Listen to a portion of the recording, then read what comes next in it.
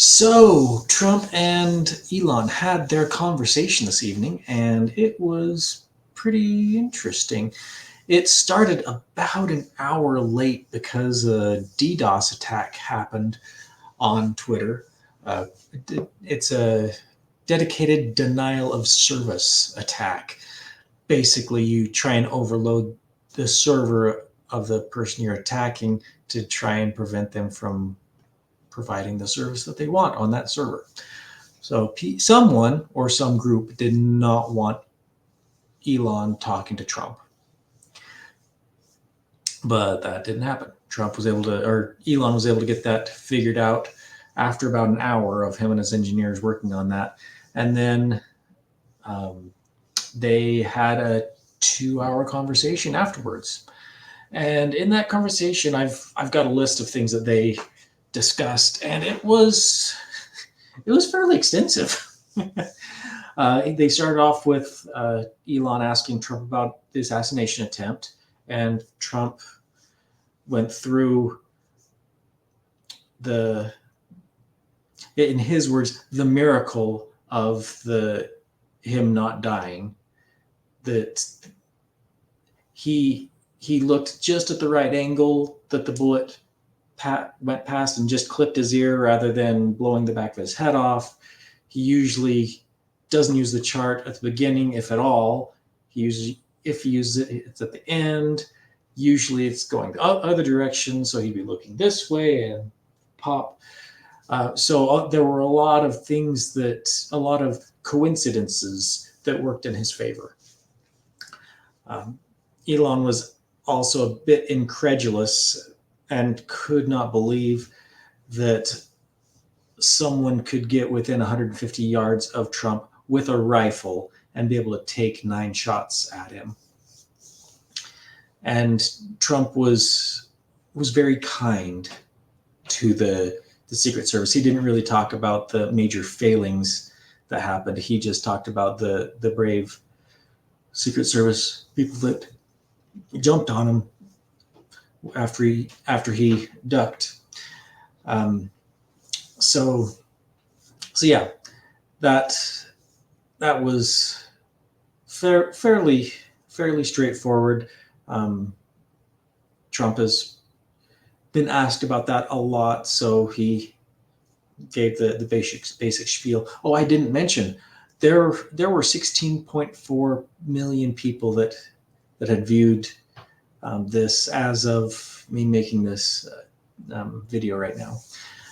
The next, they talked about immigration and how Trump is the current numbers are like 12 million, but Trump is thinking it's closer to 20 or 30 million illegals that have come in here, and that he's going to start deporting the moment he gets into office, and that he'll start with the violent criminals. And I think that's really the best, but really the only way to really do it. Get rid of the criminals first, because they're already in the legal system, so it's really easy to do it that way. And then at that point, and maybe that's 1 million criminals. I don't know how many that would be, but that would take care of the major concerns that people have with the safety of the nation. Yes, having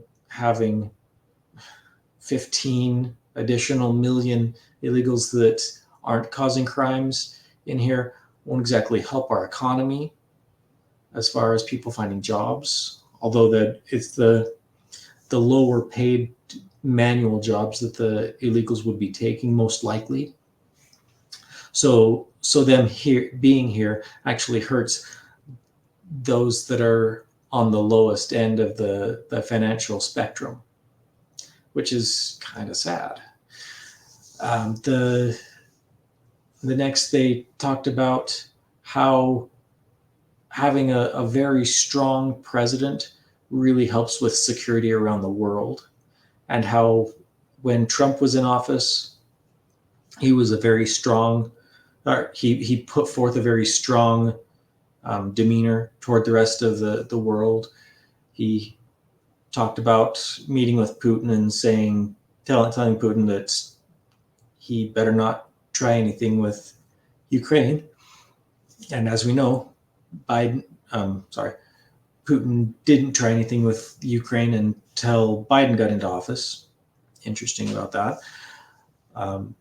He mentioned Kim Jong-un or Kim Jong-il. Oh no, the younger one. And how initially there was a bit of a back and forth between them that was not exactly kind. Trump called him Rocket Man, and I don't know if Kim Jong-il said anything to Trump other than "I'll nuke you" or something, and Trump said, "I've got a bigger button and it works." And then they actually were able to they gained mutual respect through that interaction and actually met at the DMZ, which was the first time a president has crossed the DMZ ever, I think, because the Korean War started in the 50s, and I don't think a president went to Korea before the 50s, or at least I don't remember hearing that. And of course, no president did after the Korean War up until Trump. So that was actually a major step forward in diplomacy. It's too bad that John Bolton scuttled any further talks. So hopefully Trump will be able to rekindle that relationship and actually end the Korean War, since it's been going for 70 years. Although it's been a ceasefire for about 70 or 65 years or however long that's been. So yeah, Trump is not exactly the biggest fan of Biden's weak foreign policy, weakness showing in foreign policy. It's not that Trump did anything major as far as he didn't start any wars. He did kill Soleimani, but I just recently heard that was actually in retaliation to some soldiers being killed just a few days before Soleimani was killed. So if that's the case, it wasn't that he just went off to kill Soleimani. It's that he did that in retaliation to something being done to America, which actually is kind of on par with Trump. So I would tend to believe it, although I'd want to verify that to be certain.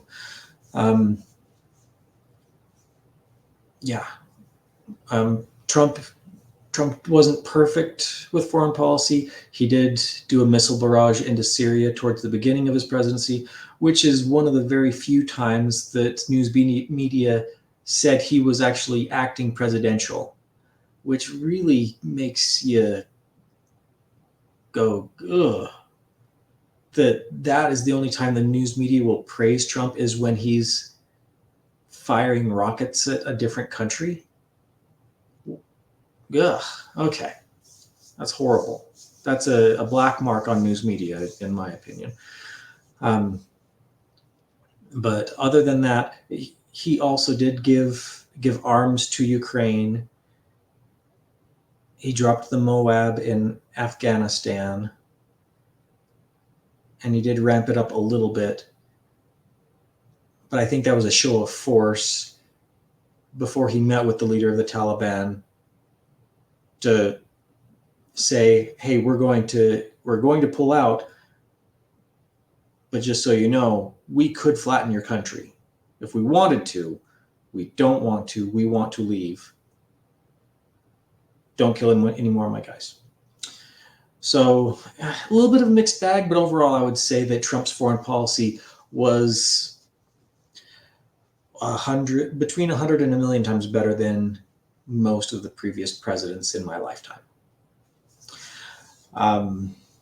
Next, they talked about the Iron Dome a little bit, and how Trump said something really odd there. That the Iron Dome is over Israel and other places.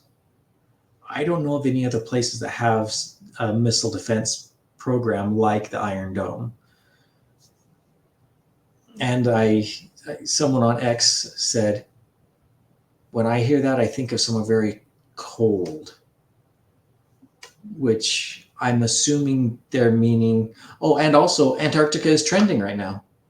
So a lot of people are thinking that there's a missile defense or a UFO defense force in Argentina or Antarctica. I don't know. That's one of those that no one knows much about Antarctica, and what we get is not much from people in Antarctica, those scientists and everyone else that go there. So that would be interesting. Trump also did say that he wants to put an Iron Dome over America, which kind of sounds like Ronald Reagan's Star Wars idea, although not lasers, just guns that can track really well incoming rockets. Okay. I don't think that's as important as the economy or the border. But if he wants to increase our defenses, I'm fine with that. Maybe he can offset that by bringing some of our troops home. I'm definitely okay with that. He then talked about the border and the economy being his major two planks that he's focused on, that most people care the most about those two things. And it's hard not to care about the border because, like I said, between 12 and 30 million illegals have crossed since Biden got into office. That's insane. And then the economy, because of Biden inflation, it's really, really harmed the buying power of the dollar. And because of him killing the Keystone XL pipeline, and a few other major flubs, the economy is really, really hurting right now. Like with the stock market dropping over 1,000 points the other day, it's painful, and a lot of people are fearing a recession or depression because of these major, major missteps by the Biden and Harris administration. They then talked about inflation, and I just talked about that. And Trump said that inflation was caused from the massive amount of spending, and Elon Musk actually expounded upon that, which was kind of cool, hearing Elon. I wouldn't say educating Trump, but building upon what Trump had said, that it's not just the spending, but it's also the printing of the money and things like that. And yeah, and then they rolled that into government spending and how the government is spending just trillions of dollars every year. I think it's another $1 trillion is added to the deficit of every 100 days is what Elon said, possibly in there. I think so. Some crazy amount, which is definitely insane. And while they were talking, Trump kind of offered Musk a job in the next administration. Musk was like, hey, if there was a government efficiency committee or something to try and cut out some of this fat, I would love to be part of it in whatever way possible. And Trump was like, yeah, I'd love to have you on there. It's like, oh, well, that's cool. And then Trump mentioned that Air Force One Boeing was planning on charging the government $5.7 billion for Air Force One. And Trump, because he's pretty good at negotiating. He knocked it down by 1.6 billion. Pretty sure he said billion. He might have said million, but I'm pretty sure he said billion. And then he was like, yeah, and after I negotiated them down by $1.6 billion, I was like, well, if I was able to negotiate you down that far, how much could you actually build the plane for and still make a profit? And so Trump talked about how if there was that inflated for just Air Force One, what would it be for literally everything? And most people are aware of the meme of in the military, a hammer costs $100 and a toilet seat costs $1,000, et cetera, et cetera, et cetera.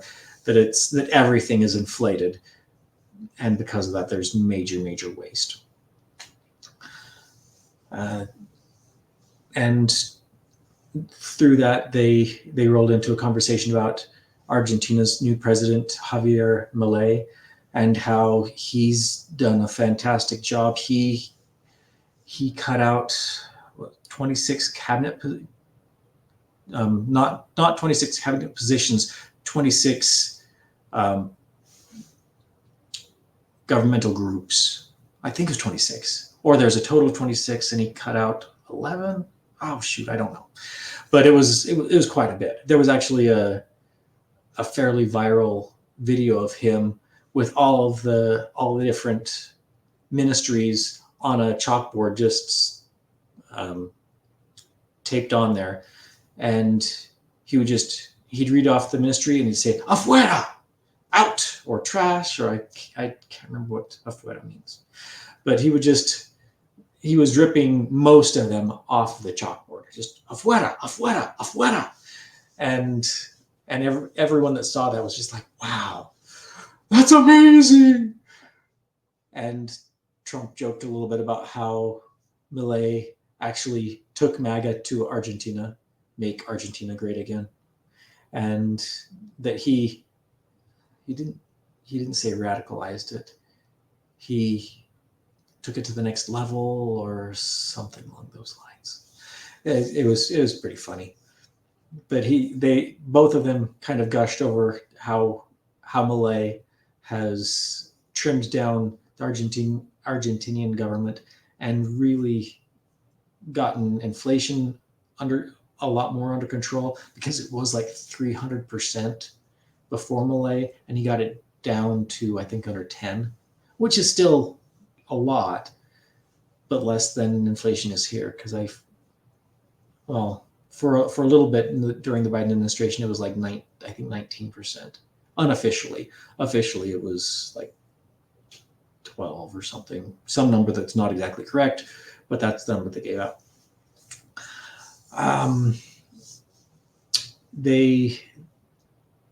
Because they're talking about how there was just too much government bloat. Musk asked what they could do about that, and Trump actually mentioned closing the Department of Education, but because it's the third largest budget item on the U.S. budget, just the Department of Education, which I didn't realize it was that massive. But he said that way the power could be returned to the states, and that would trim a lot of the fat off. It would probably save the U.S. about 50% of that budget. And the states, he thought about 35 of the states would do great, and 11 of those 35 would become amazing.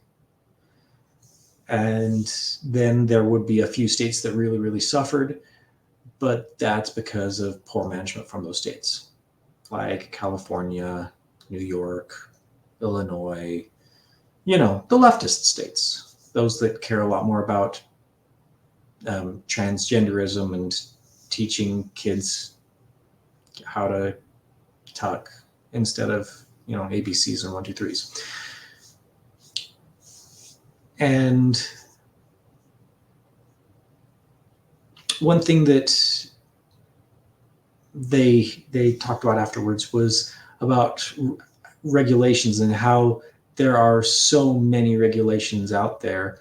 Musk was very, very pro getting rid of regulations, and Trump mentioned that during his presidency, first term in presidency, he had the thing where if you made a new regulation, you had to get rid of. Trump said 20 in this interview, but I thought it was just 2.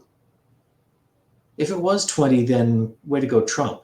But I think it was just if you put 1 on, you have to take 2 off. That sounds a lot more likely than 20. But Musk said something along the lines that regulation stifles progress, which that makes a lot of sense. There's so many things that people would like to do, but because of zoning regulations or monetary regulations or pharmaceutical regulations, just so many different regulations, that either it becomes impossible or impractical to do monetarily for people just starting out. If you're a multi-million or billion-dollar company and you can handle the legal fees and the wait time, then yeah, I'll just take care of the red tape and then I can start innovating. But a lot of the smaller, more agile companies that are better at innovating, they can't because of the regulations preventing them from doing what they could be doing. And Musk mentioned that it had been about 40 years since we had any really substantial deregulation other than what Trump had done. And it'd be really great to see a change in that. And Musk mentioned that we cannot build new nuclear plants because of the massive amounts of regulations, basically preventing us. If we started a nuclear plant now, it would take us 50 years to build it because of all the regulations, which is insane. And then Trump had to step in and say, oh, nuclear is a great idea, but I don't want any nuclear heating up because nuclear war is bad. And it was a weird segue for Trump to go from nuclear power is a great way to take care of the need for, or the possible need for, more electric vehicles, the rise of cryptocurrency needing more computing power, AI needing more computing power, and then Trump talking about nuclear war. Weird tangent, segue, something, but yeah. While talking about energy, Trump did mention that we've got like 500 years worth of fossil fuels under our feet. The Anwar reserves in Alaska, there's more oil there than in Saudi Arabia. One thing they didn't mention that I'm not sure if Elon is aware of is that there are actually oil fields, I think in Texas, that everyone thought were completely dry that have refilled, which makes it look like it's actually a renewable resource, which would mean that we've not hit peak oil, and we possibly never will if it is renewable. And if it's renewable, it's not fossil fuels, because we're not getting it from dead dinosaurs and plant matter. It's more likely from a bacterial process happening in the crust that we don't understand. There's research into that. But Musk mentioned that if we were to phase out fossil fuels, if we did it within the next 100 years, that he thinks that would be just fine, which is kind of funny hearing from the owner of Tesla, the #1 electric vehicle manufacturer in the world. they then talked a little bit about lawfare and how Trump has really been attacked that way, and that Trump said that it sets a really, really bad precedent for law in this country. That if someone in power can weaponize the legal system against his adversary, then what does that do to the trust in the legal system for everyone else?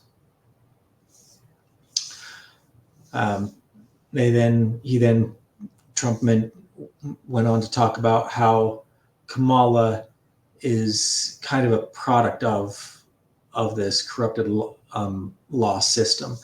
That she started out as the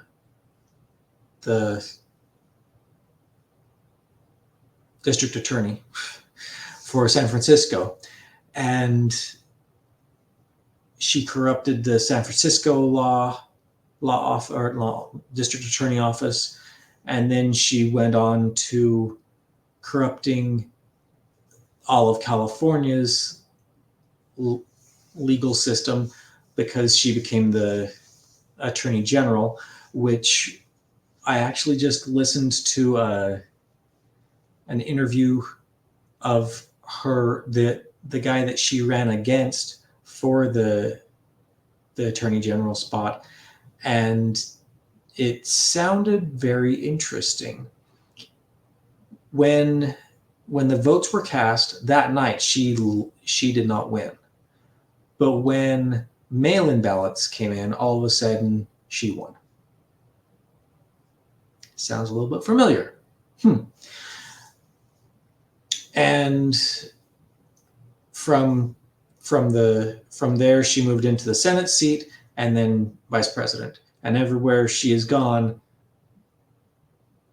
death and destruction has followed, in a political sense. And while talking about Kamala, Trump mentioned that she's trying to steal his idea of no tax on tips, which is also pretty funny, because Biden signed a law that the IRS was going to go after tips, and in the Senate it was a 50-50 split, and she was the tiebreaker in favor of the IRS going after tips. And now she's doing a complete 180. Oh, no tax on tips. But you specifically voted in favor of going for those tips with the IRS. So that was kind of funny. And then Trump, toward the end of the conversation, Trump mentioned that Biden had unified both sides of the Israel conflict, both Israel and Palestine. He unified them in hating him,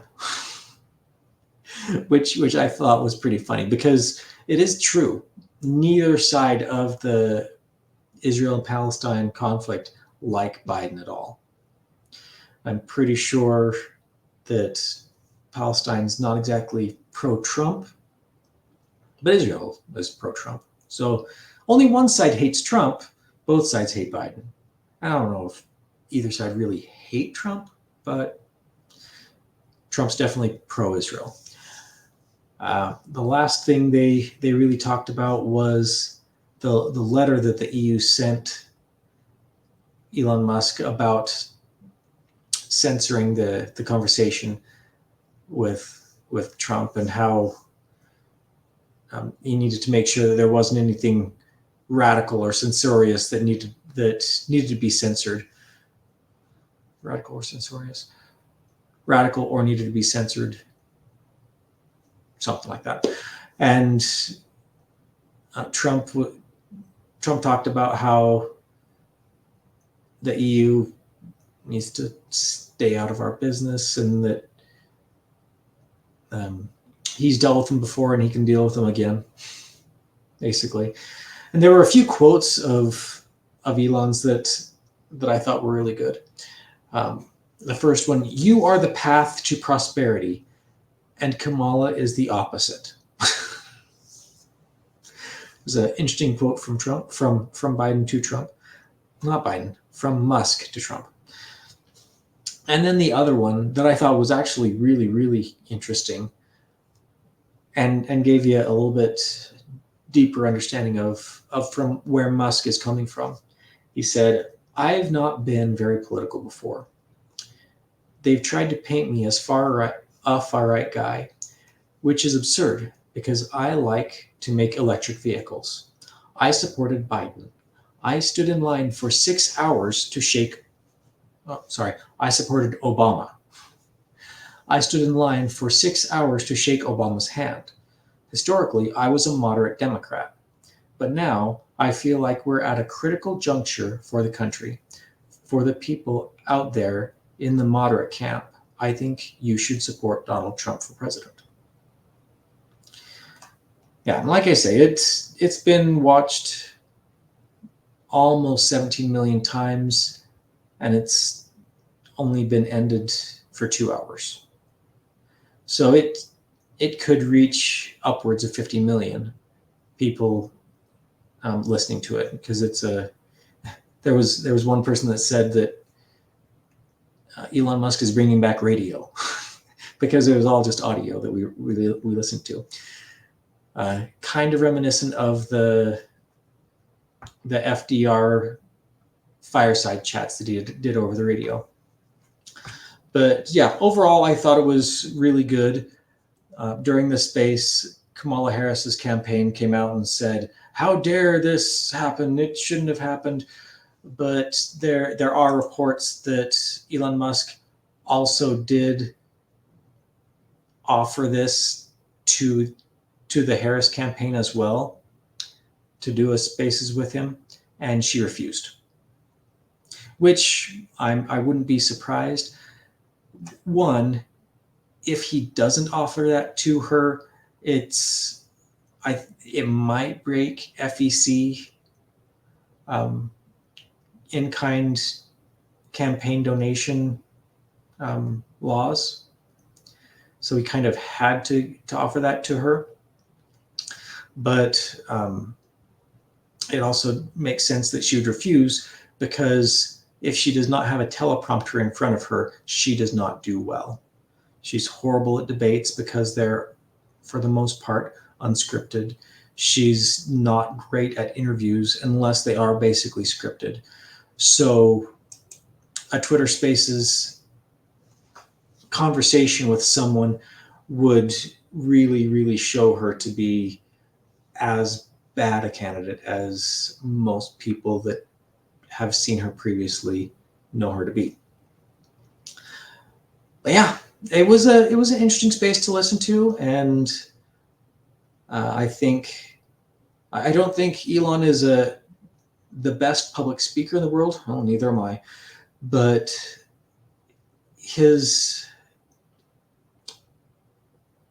the way he was able to think through questions and carry on the conversation with Trump brought some things forward that I thought were pretty interesting, and helped me better understand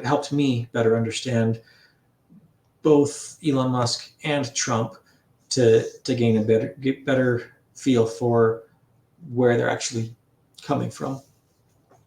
Anyway, if you like what I have to say, please like, share, subscribe, share it with all of your friends and family and everyone. Share it with people you don't know even. Yeah, it'd be cool. And I'm on both Rumble and YouTube. If I get too out there with certain things that they like to censor, I might be kicked off of YouTube. So make sure that you also follow me on Rumble. And we'll see you on the next one. Okay, bye.